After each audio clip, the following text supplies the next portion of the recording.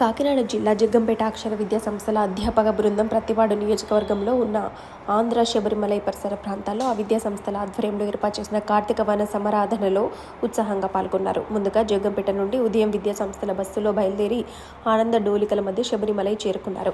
ఈ కార్యక్రమంలో భాగంగా వారు ఆంధ్ర శబరిమలై మరియు సమీప జలపాతాలను సందర్శించడంతో పాటు చక్కటి ఆహ్లాదకర వాతావరణంలో ఆటపాటలతో బేబీ డ్యాన్సులతో అలరించి ప్రత్యేక అనుభూతి పొందారు.